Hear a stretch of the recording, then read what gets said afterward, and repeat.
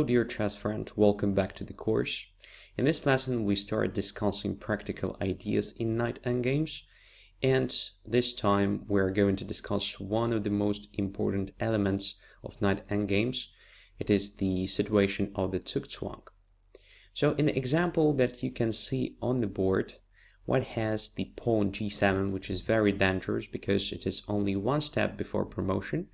But there is a problem because the knight blockades the own pawn and at the moment completely limited, so black controls all the squares this knight can potentially occupy. So h6, f6 and e7. White can't make a move with the knight, obviously.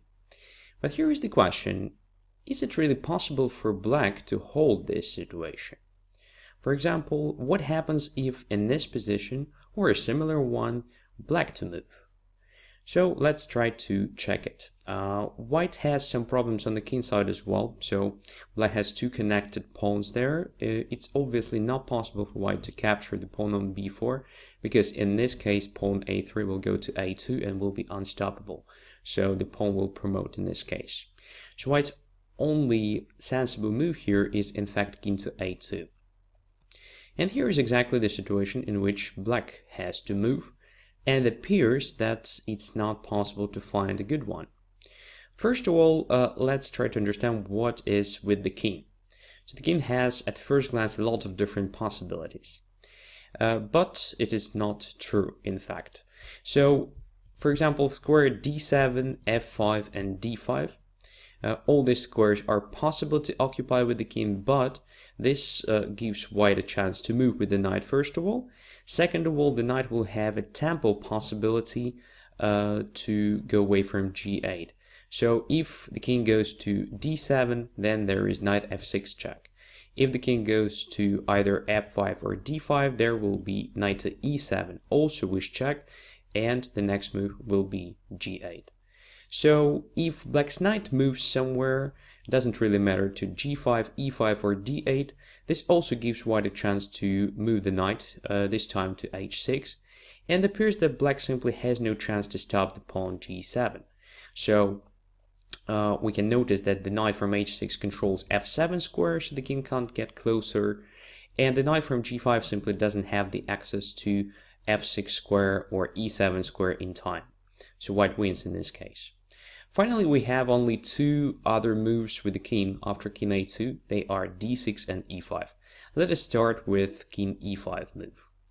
So this gives white a chance to move the knight to e7, but after knight e7 there will be a possibility for black just to play knight h6, controlling g8 square, and white won't have the follow-up.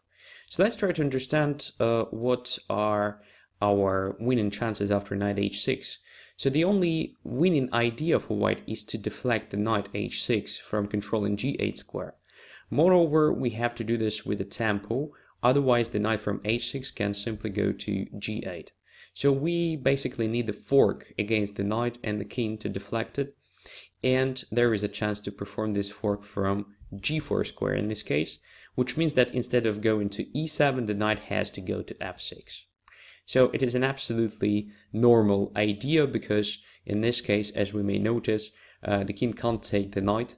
In this case, we just promote the pawn and gradually win the position. And if knight goes to h6, there is exactly this fork. So knight g4, attacking the king and deflecting the knight h6 from g8, or just capturing the knight next move, also controlling f7 and promoting the pawn g7. That is about king e5. Now let's try to apply the same logic to king d6 move. So once again, once our knight moves, the knight has to go to h6, and again we need a fork, we need a tempo deflection. This time we have another square to access both the knight on h6 and the king on d6, it is f5, which means here we have to put the knight on e7, and after knight h6, knight to f5 wins. Of course, after king a2, black can start with moves like b3, and after king takes b3 to play a2. But we just take on a2 and we basically have the same situation, so black can't actually improve his position if compared to the previous lines we discussed, and we deal just with same ideas.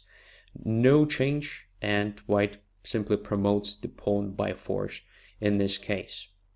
So after king a2, black is in Zugzwang. And noticing Zugzwangs, finding Zugzwangs, and actually causing Zugzwangs is one of the most important skills you have to master. Let's have a look at the other example. In this position, material is even, but we can notice a big difference between white's pieces and black's pieces. So white's pieces simply control a lot here. Both the king and the knight are very active, while black is almost completely limited. So at the moment we can notice that the king controls f6 and e7 squares, h6 pawn is blockaded and engages the square h6. So black doesn't have the access to this square, so both the knight and the king are deprived of this possible move. Just imagine there is no pawn on h6, everything would be fine, but there is a pawn on h6. Which basically means that black has only two moves now at his disposal. They are king h8 and back to h7. So it's interesting for white to try to maneuver the knight somewhere to control one of these squares. This will probably cause a Zugzwang. But if we start the maneuver of the knight immediately, for example, knight c7, king h8, knight to e6, king to h7, and knight to f8 check, we can easily understand that after king h8 we achieve nothing. So we can continue with the knight g6, but this again gives black a chance to play king h7, knight f8, king h8. And the problem here is that if we make a move with the king, we actually make either the knight or the king of our opponent free to move. For instance, king e6 gives black a chance to play king g7, where after white has no chance to win the game. So if we noticed this knight g6, king h7, knight f8 situation, well, isn't it really similar to one of the positions we already discussed in the theoretic part? I mean, we deal with the inability of the knight to win or lose tempi, inability of the knight to come up with the triangulations, right? So we can't actually improve anything here. So the knight can't really help. So what can we do alternatively instead of knight c7 or any other thing actually connected with the knight maneuver immediately here? So we need this position with the changed turn to move, right? Because if black to move in this position and black plays king to h8, then we can get to f8 square with the knight without check, and this will cause a Zugzwang. So we need a triangulation here, and since the knight can't perform the triangulation, we need the king. But here is another problem. So the king is kind of tied by controlling some squares. Also, position of the knight on e8 doesn't give white a chance to perform the triangulation around the f7 square. And this feels like the big problem. So if we don't have a chance to come up with a triangle around f7, then what can we do? In fact, after king e6 move, it is absolutely possible, because if we look at this position critically, we can notice that some functions are actually performed by the knight as well. So this limitation of opponent's activity is perfectly done by the knight. So it controls f6 and g7 squares, limiting both the king and the knight. So the king of white doesn't have to control the squares at the moment and can go away hence. So the only important thing here to prevent black from breaking free is to control e7 square, preventing the knight e7 move. Which means that white can make a triangulation around e7 square. And that is exactly what white does after black's only reply king to h8. So king goes to d7, king h7, king goes to d6, king goes to h8, and king goes to e6. The mission is complete. So here is our triangulation, here is our triangle. So d7, d6, e6, which means that white already lost a tempo, and now can go back to the initial position. And here it is. So king goes to f7, and we have exactly the initial position, but at the moment black is to move. So king to h8, Now we can perform our maneuver with the knight without problems. Knight c7, king h7, knight to e6, king goes to h8, and finally knight to f8. Controlling h7 square, so the only square that the king could have occupied just a move ago. Now the knight has to move, and unfortunately for black, black doesn't have the stalemate scenario here. So it doesn't really matter where the knight goes, to f6 or to a7. In both cases, the king captures the knight, and this makes g8 square free for the king to occupy, which means there is no stalemate and white easily wins. So in the vast majority of cases, if you feel there is a possibility of the Zugzwang, just consider the triangulation. And since the knight can't perform the triangulation, here's your king to help. Let's have a look at the other example. This position looks very familiar after the previous lesson where we discussed that positions with the pawn on the 6th rank are very hard to win. But in this particular case, white has very interesting idea. And by the way, it will be very useful for you to add this to your theoretic knowledge as well. So knight goes to d4 here. So the first move is very, very natural. We try to deflect the knight. Here it is accessible. So it is not on g8 square, it is on f5, so white can easily attack it, creating a threat of capturing it. And of course the knight on d4 is invulnerable. In this case, white wins easily after e7 check with the tempo, and after king goes away, just e8 queen with the promotion. So after knight d4, black is forced to play knight to e7. After knight to e7 move, white has another great follow-up. So king goes to d8, actually asking black, what are you going to do? Because black is in trouble. So we can notice that king is tied by defending the knight on e7. The knight on e7 is also limited with white's knight. Knight controls c6 and f5 squares, preventing knight from going there. So black actually has only 3 moves at his disposal here. They are d5, g6 and g8 with the knight. So let's have a look at all of them. After knight to g6 move, white continues with the knight f5. And this is a Zugzwang. Very interesting one, by the way. Here white exploits the idea of actually exchanging knights at the proper moment, because the final king and pawn endgame should be easily winning. And what's wrong with black's position here? The knight is just pinned to e7 square. Once the knight moves, there is e7, e8. That is the one idea, which means that only king can move in this position. But what is the problem with the king move is that g7 square is controlled by the knight from f5, and if the king goes to g8, there is a knight e7 move which wins instantly, because it forces the exchange of knights, and the resulting king and pawn endgame is easily winning by white. Let's have a look at the other move. So for example, knight goes to g8. In this case, knight again goes to f5, extremely efficient move. And black is almost completely squeezed here. So the king is completely limited. There are no moves for the king. Only the knight can move. And there is only one move to f6. Because knight to e7 doesn't work. We just take the knight and there is g7 square, which is still possible to occupy with the king. So there is no stalemate for black. So knight goes to f6, in which case white makes an easy progress after e7. The pawn is already on the 7th rank, and after king f7, knight goes to d6 check, and then knight to e4. This idea we already saw many times, deflecting the knight and playing e8 next move. Finally, if knight goes to d5 after king d8, we just play knight to f5. Once again, the same move. And there is the same situation, so the knight can't move away from d5 because of e7, e8.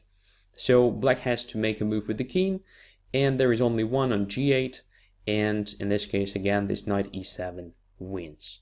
So what is interesting here, after king d8, black is in Zugzwang. So all 3 moves lead to knight f5, where after there are 2 scenarios, so white promotes the pawn, or plays e7 and deflects the knight, or just exchanges knights. Very interesting position, very interesting Zugzwang, worth remembering in my opinion.